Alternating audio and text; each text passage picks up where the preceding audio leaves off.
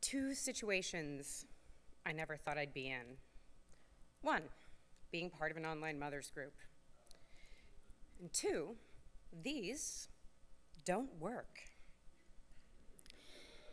Sitting through a 5 a.m. breast milk pumping session in a dark room feels like I'm alone on the space station.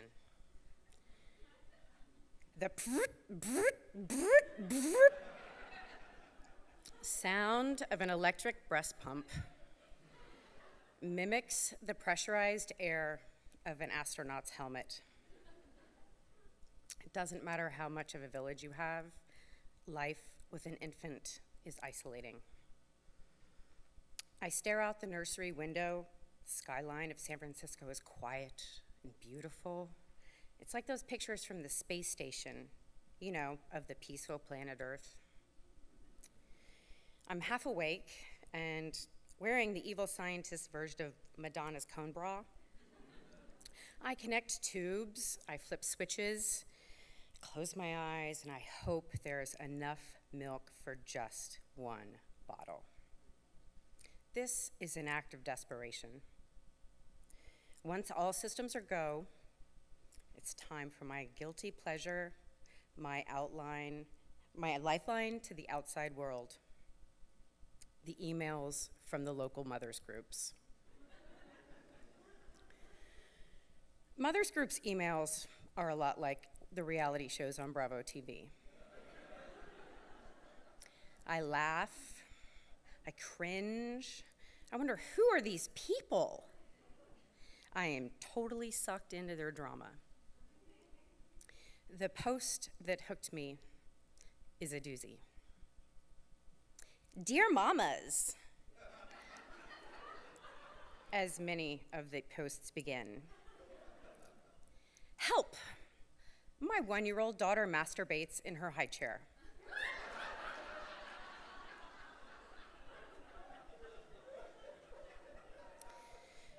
She also does this in shopping carts and at restaurants. It's hard to explain to other people. Are there any seats that don't have the T-bar there for her to do her thing on? Sometimes I laugh so hard, I jerk the tubes out of the pump. There are inquiries posted to the mothers groups about things like potty training, which is approximately 10,000 light years away from where I am at. There are mothers seeking a Cantonese tutor for their gifted 6-month-old, and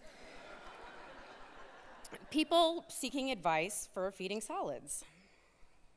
Dear mamas, my son ate a slice of avocado from my deli salad downtown, and now I'm concerned it wasn't organic. Should I call the pediatrician?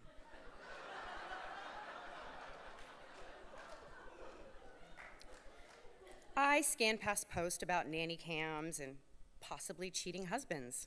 I roll my eyes at inquiries from women who are 5 weeks pregnant and are anxious about which $2,000 stroller to buy. There are listings and classified ads for all kinds of gear and paraphernalia on the mothers groups. For sale, gently worn nursing bras.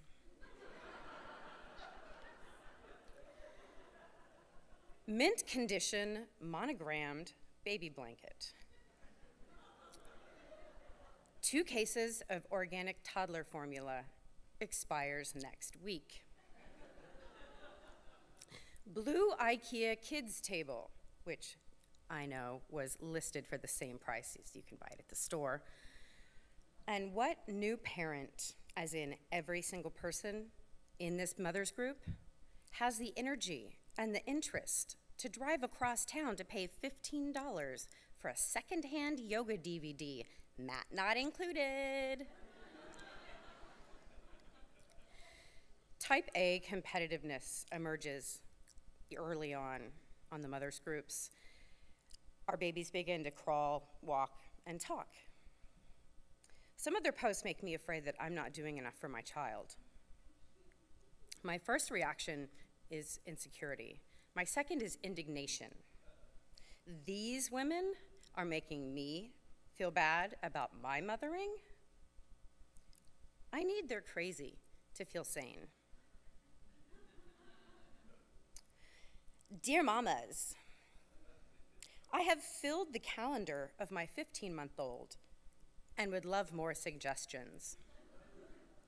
A reply came. What about tennis lessons?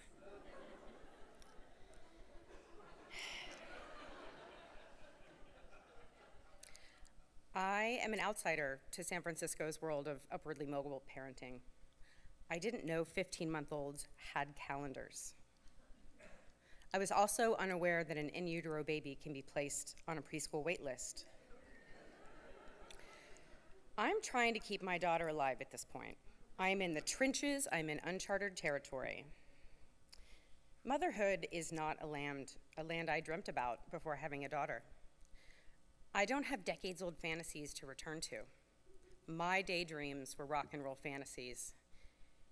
Images of painted elephants in India, Paris in springtime. This gauzy pink pastel world is totally alien. There are a number of emails outing bad behavior by nannies and caregivers alike. One outraged woman posted to 2 different mothers groups a detailed description of a father who had taken a sockless baby to the Noe Valley Whole Foods.